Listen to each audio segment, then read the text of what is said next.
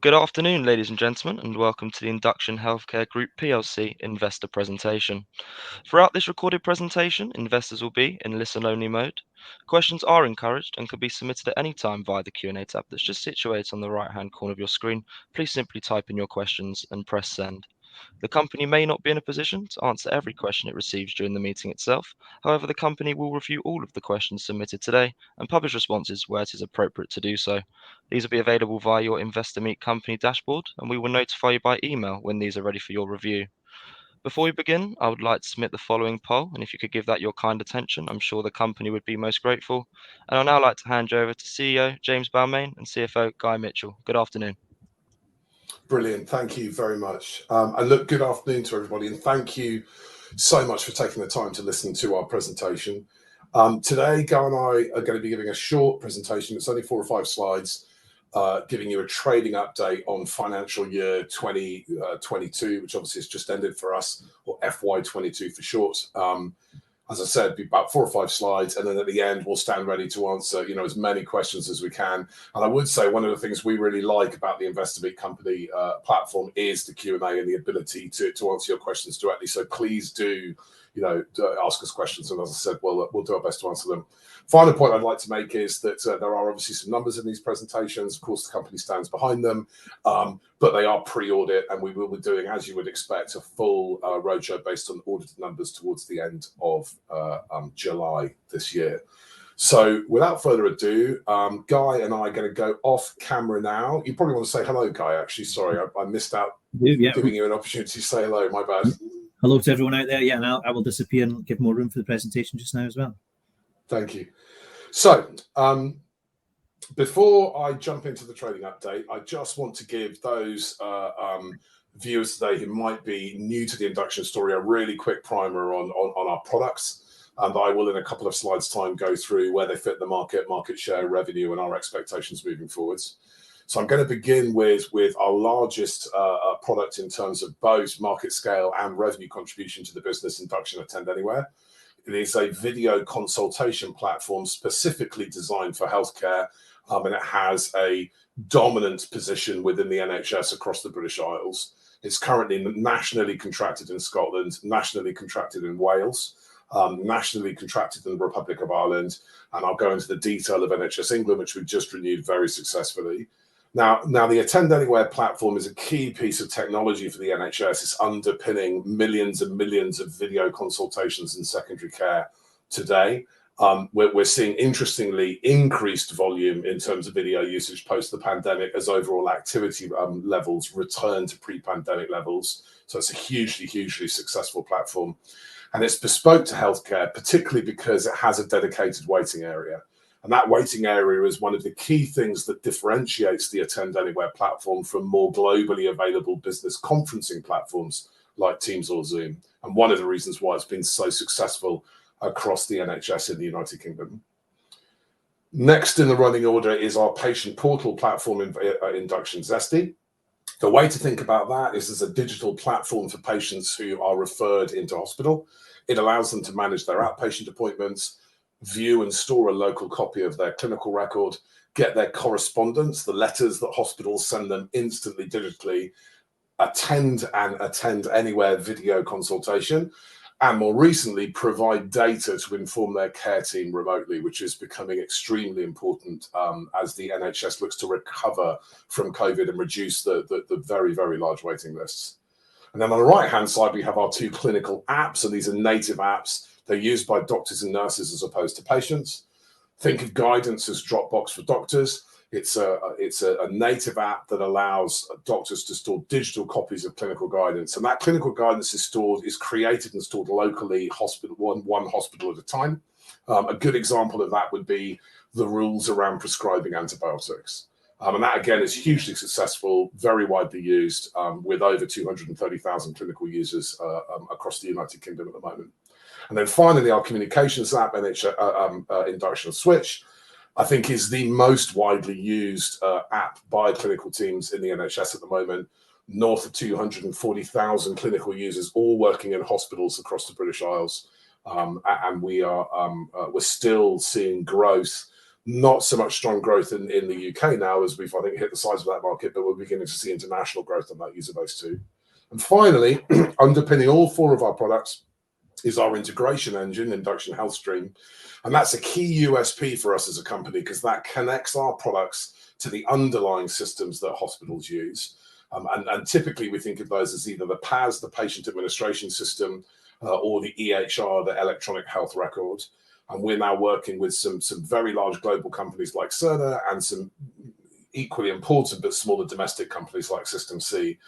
That technology and those partnerships are a key driver of revenue growth for us moving forwards. So having got that out of the way, I'm going to move forwards and hand over to Guy, and he is going to take you through the top line numbers as we close out FY22. Thanks, James. I'm here. Sorry, I was on mute there because a little bit of background noise. Yeah, but as you say, this is our FY22 trading update. We recently put out an update to the market, and it's on the back of what we consider to be a very transformational year. There's been very significant growth in the year. Our contracted ARR number, which is our key metric as a business, and one that the management team are all driving towards and have very much in focus, went from FY21 with 1.8 million of contracted ARR to, at the close of FY22, 14.5 million in contracted annual recurring revenue. Very significant growth there, partly driven by organic growth, but also in the main by the acquisition of Attend Anywhere, which we completed in June 2021. But as I say, significant period of growth for us, and we exit FY22 on a good base of contracted ARR. In terms of recognised revenue, we're meeting our market expectations of 12 million there, with 1.5 million at the end of FY21. Again, a lot of that is driven by the Attend Anywhere acquisition, and also it's worth noting that recognised revenue is a bit of an accounting quirk, really. We can sign contracted ARR of a certain amount, but we can only recognise the proportion that falls within that year. So, if we sign something halfway through a year for, say, 1 million, we can only recognise 500,000 within that year, and we'll recognise the 500,000 following that. And also for us, we don't start recognising revenue until our software is actually live within the customer as well. So we've got those two things there. So there is sometimes a bit of a gap between the contracted ARR and the actual accounting revenue that we recognise through our accounts. Also, because of the Attend Anywhere acquisition and the strong revenue growth, our adjusted EBITDA number, coming from a base of almost 5 million of a loss last year, at the end of FY21, we had some upgraded market guidance for FY22, and we're in line with that to be break even for our adjusted EBITDA number. So again, a significant movement there. That's down to the increased revenue, but also good cost control as well. We acquired Attend Anywhere, and the integration of that has gone very well, and we've already realised some cost efficiencies within that as well. As part of the Attend Anywhere acquisition, we went out to the market and we raised 25 million. We used 16 million of that to purchase Attend Anywhere. The remainder of the acquisition price was made up in shares, another 9 million, but it did mean we have 9 million left over for working capital to aid with integration and just general operational cash. At the end of FY22, we're very strong with our cash balance. We have 8 million sitting net cash just now, compared to 2.4 million at the end of FY21. More significantly as well, with the Attend Anywhere renewal process, we're finding that not only have the contracts been renewed, but they've been renewed sometimes for a period of 2 or 3 years, and also that cash has been paid up front. So we expect significant cash inflow within the next couple of months as well on the back of that. So, in summary, really, a transformational year, as we've said, significant growth there, but more importantly, we'll leave ourselves in a good position in the back of FY22 as we move forward to FY23. And I will hand back to James. Brilliant, thank you, Guy. Now, what I'd like to do is just take everyone around the wheel, so to speak, and talk about our 4 main products in terms of their performance, market share, and where we find ourselves today. And I think the most important thing to get across really is where we are with Attend Anywhere. So if you think about the mix of Attend Anywhere revenue last year, there was around just over 12 million in contracted ARR. The largest component part of that being the value of the NHS England contracts, which was at that point in time standing at 7.6 million. Now, the key point to make here is all of those contracts expired in March this year, being 2022, so 6 or so weeks ago. So one of the things we were facing into a business that we were absolutely aware of when we made the acquisition was we were carrying quite a significant contract renewal base risk. And for those watching today who've seen previous presentations, we were feeling in December that we were looking at somewhere between a 70 and an 80% renewal period. That 1 year set of NHS England contracts was all awarded in the middle of COVID, so we knew that we were going to see a little bit of a downturn. So the risk we were taking, I think, was how much of a downturn would we see. Now, obviously, as you've seen for the announcements that we made in the market, we've had a fantastic result.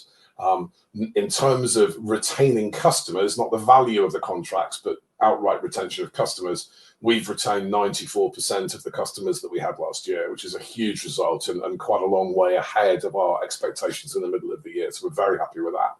In terms of revenue retained, expressed as annually recurring revenue, we've retained about 86% of that ARR. So what was 7.6 is now 6.6. But crucially, the majority of those contracts we've now moved away from a single year and forwards to either 2 or 3 year contracts. So the total contract value, which you would get by adding up the value per year times the number of years, has gone up quite substantially by about 30 or 40%. And I think that was a key issue for the business. And I think we're in a very strong position moving forwards now that we've delivered that result with Attend Anywhere. And it was a lot of hard work from the teams for it to get there. So the school's on the door now in terms of looking at the NHS England market, between specialist community and secondary acute. There are around 213 trusts in the market. Attend Anywhere currently is contracted and actively used in 145 of those trusts. If you just look at the secondary care acute space, so those hospitals that have an A&E, our market share is actually quite a lot higher, as that's the market that Attend Anywhere has been very focused on. If we then look at our competition, really the only major competitor for us in the market at the moment is Microsoft Teams. And by our internal estimate, we think around 31 trusts are using Microsoft Teams versus that 145 that are using Attend Anywhere. And the final point I'd make on market share is there are a fair percentage of those 31 trusts are also using Attend Anywhere, so using Teams and Attend Anywhere. So that's Attend Anywhere. Moving round in a clockwise direction to Zesty. In the last update, you may remember that ARR for Zesty was around the £1.2 million mark. We've seen really significant growth with that in the last couple of months. We're now looking at around 2.1 million of contracted ARR, and we're absolutely expecting further growth with that platform. There's a strong tailwind driving our business along, particularly with Zesty at the moment, as that kind of technology, that patient portal product, is seen as a key part of the digital strategy to deal with very large waiting lists. So we're seeing national money being made available in a very, very favourable environment for those companies who have embedded patient portal products that are operating at scale. So we're very bullish, very positive about Zesty moving forwards. Guidance, again, moving around, will continue to grow at around 15 to 20% a year, and we're forecasting that degree of growth in FY23. There's an interesting aspect of that product in that we launched recently a patient-facing version of that, and we're now definitely seeing demand for an integrated product, which is Attend Anywhere, Zesty, and the patient-facing arm of Guidance, which absolutely falls squarely in the middle of our strategy to bring our products together and to upsell to existing Attend Anywhere customers the other Induction products. And finally, Switch continues to grow in terms of its user base and also the number of clinical professionals who use that platform on an active basis. We're now well underway with our monetization. Switch is not going to be a big top-line driver of revenue for us in the medium term, but we are pretty confident that by the end of FY23, it will be profitable as a business unit in its own right. So hopefully that gives everybody a bit of a steer on where we've landed. The real point I wanted to land here was around that Attend Anywhere renewal process, because I think that was a key issue for the business. Now I'm going to hand back over to Guy, who'll give a bit of a summary and an outlook for FY23. Yeah, thanks, James. Well, I mean, I think in summary, it's an exciting year ahead for us. I mean, we've talked about FY22 being transformational and really good growth, really strong growth, but we really come from a position of strength here. We are in a market-leading position just now, and we're also seeing in the market there's a significant increase in health spend to tackle waiting lists and also deliver post-COVID elective recovery. So we look to capitalise on that, and really we'll be looking to invest now to grab as much ARR in FY23 and FY24. So it will all be about controlled investment to achieve that. But we see potential out there, and it's incumbent on us to go ahead and go and realise that potential as well. As we mentioned earlier as well, we come with a very strong cash position, not only coming into the year, but we see that moving forward as well. We expect ourselves to be in a cash generative position by mid FY24, and certainly we don't foresee any need to be coming back out to the market for any working capital facilities at all. And quickly touching on numbers that are out there in the market from our house analyst, we're expecting to see 30% plus organic ARR growth in FY23. As we mentioned, there's clear potential in there for us to go and grab, and it's incumbent on us to do that. And the consensus forecasts that are out there from the analysts is that we will get to 19 million of contracted ARR, which is a 30% year-on-year growth. Also 17 million of recognised revenue. Again, we've touched on the reason for the differences there between the two numbers. That represents a 40% year-on-year growth. And at this point in time, we're predicting a sort of 2.3 million adjusted EBITDA number. And those numbers are out there in the market from our analysts, but I appreciate not everybody might have a copy of those. But on the right-hand side there, if you do wish a copy, if you just simply email induction@walbrookpr.com and request your copy, we'll happily send one to you. I'll hand back to you, James. Excellent. Thanks, Guy. So in order to sum up, I did promise we would keep this short. I'll just sort of restate the investment case quickly, and then look forward to moving into questions. I can already see some coming in, which is great. So I think we think about the business and the investment case, in four main columns. The first is what's our position in the market. I think particularly post the really successful renewal for Attend Anywhere in England, we're in a really, a well-established supplier to the UK NHS. And we're in a very defendable market position, particularly in healthcare. Healthcare IT solutions tend to be, really quite sticky once you have a bit of dominance and scale. We're also seeing really encouraging traction in non-health public sector.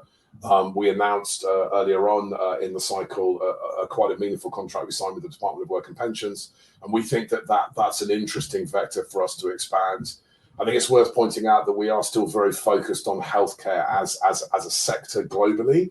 It's my view that Induction is good at healthcare, and we are a healthcare business, but there are opportunities, particularly via resellers, where we can sell the same software that we sell to healthcare organisations to other public sector organisations that have the same set of structural problems with little or no modification to that software.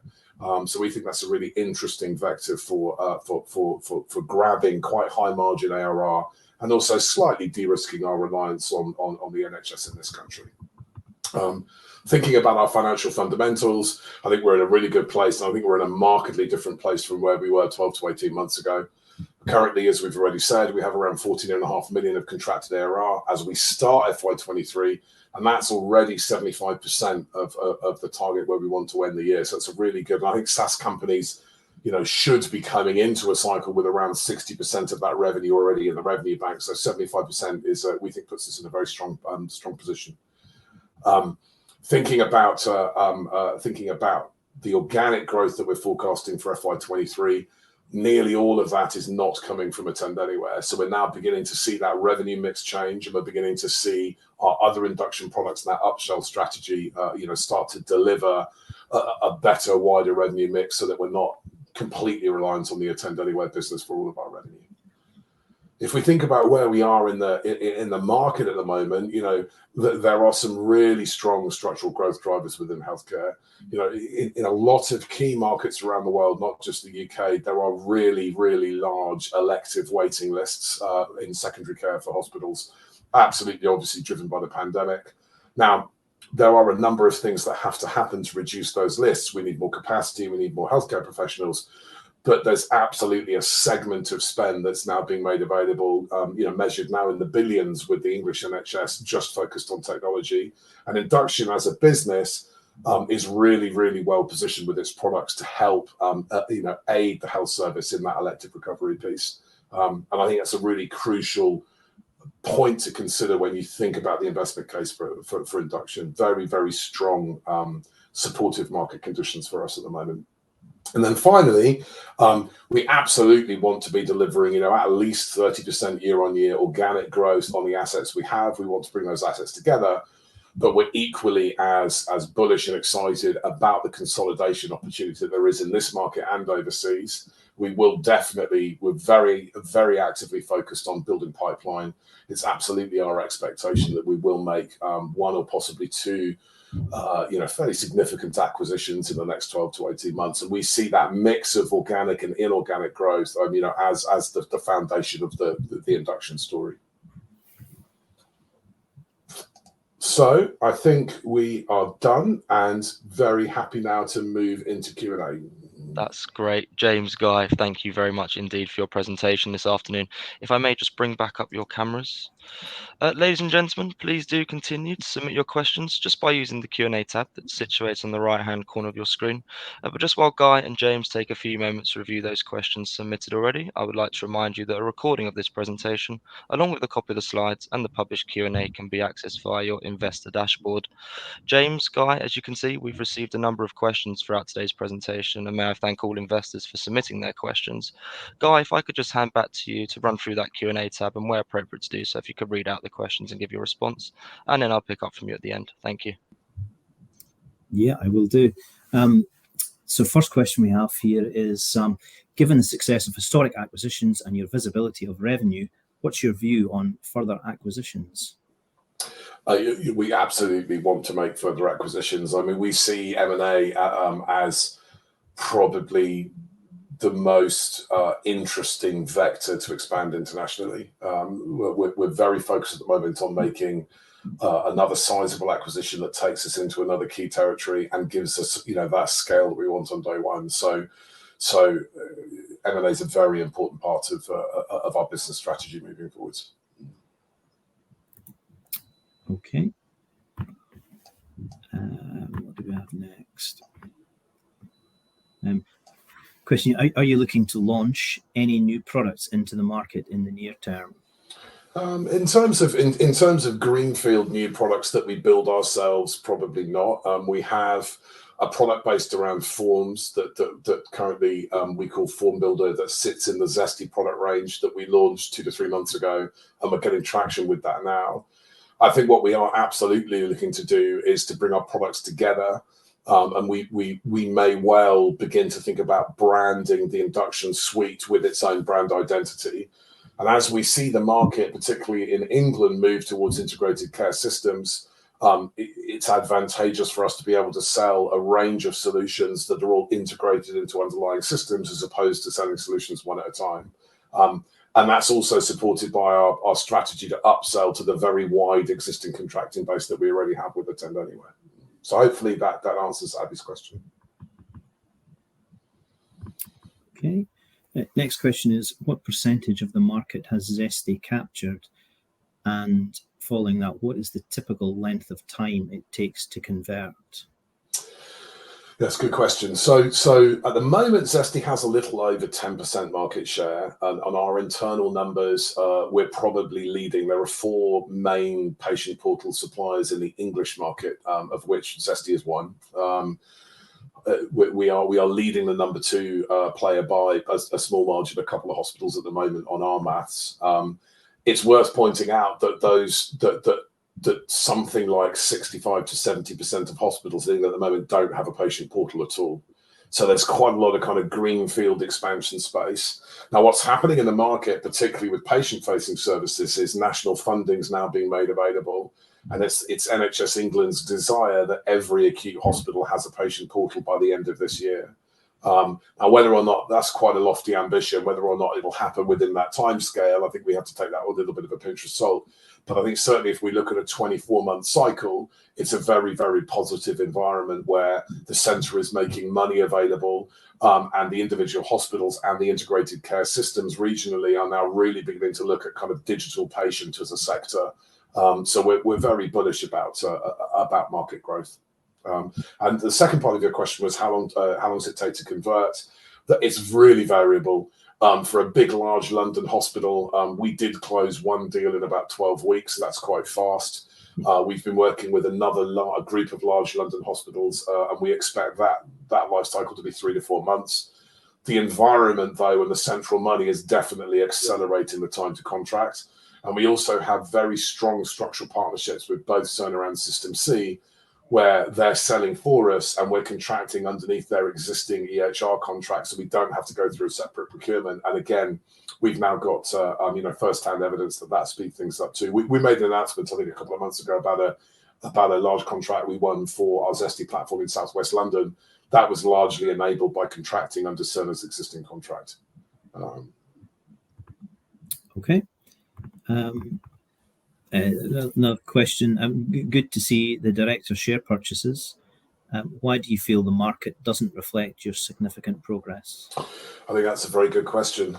And if you have a good answer for that, John, I'd love to hear it. It's a shame that we can't have a conversation. But look, I think generally at the moment, smaller cap companies like Induction or Name are being undervalued. I think our whole sector's being undervalued. I think the market generally is under pressure. I see we're off a bit today as an example, but I think the whole market's off. So I think it's quite a tough trading environment.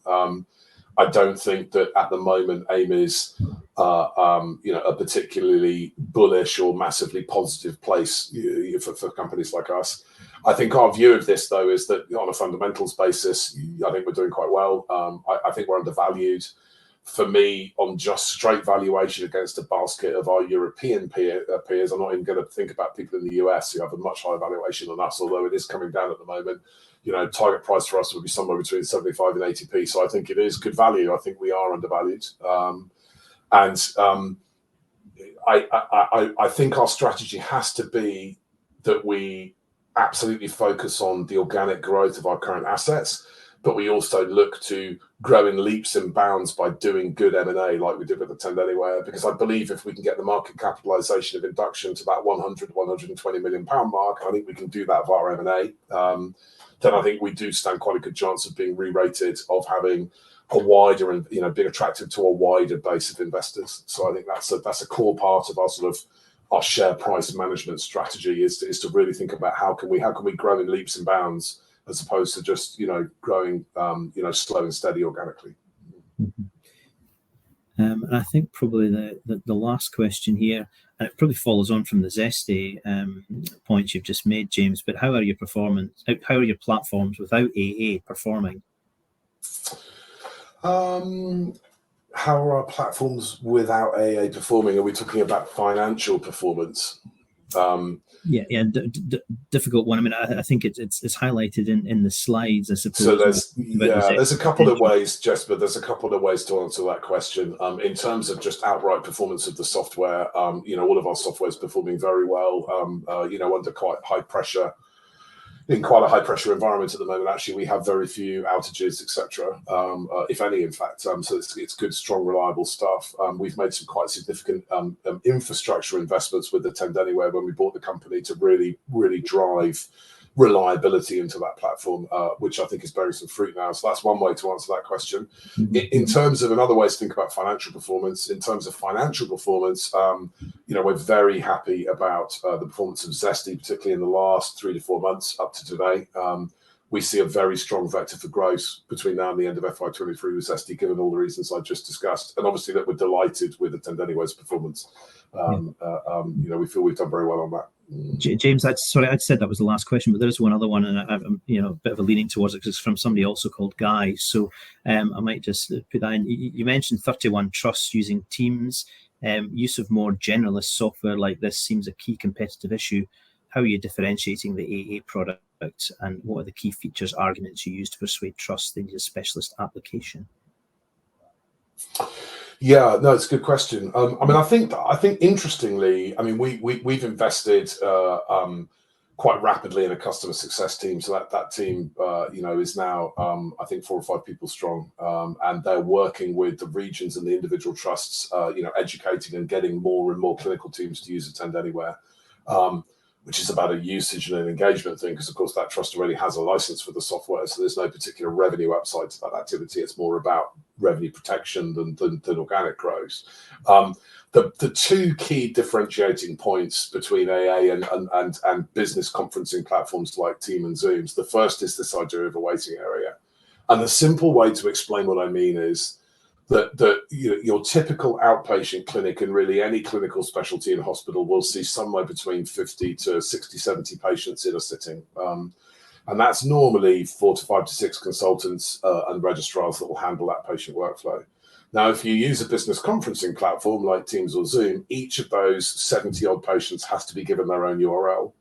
And we've had a number of, in some cases, quite public mishaps where patients have been given the wrong URL, where one patient has joined another patient's consultation, which of course is a really big no-no in healthcare. So the market has tried to use Teams and has realized that for ad hoc consultations where it's one-on-one or 2 or 3 patients being seen, it works. But the moment they try to scale it up and use it to run an entire outpatient department, it becomes very unwieldy to run very quickly, because each patient has to have their own link. Now with Attend Anywhere, because we have our secure waiting area, and that's being designed to mirror the way an outpatient department works in real life, each of those 70 patients gets the same link. The clinical team seeing those patients during that session can then pull the patients in to a secure video consultation that's spun up on demand on a sort of next cab off the rank basis. And that's a huge operational boon to the teams who are trying to run, you know, virtual clinics. So I think that's the biggest differentiator. And I think the market has, throughout the course of the pandemic and this last year post-pandemic, has actually kind of answered its own question, in that there were quite a few hospitals that tried to use Teams at scale and then moved back to Attend Anywhere because they discovered that Teams wouldn't work. And I think that's reflected in the renewals that we've seen. The second point is one of just security.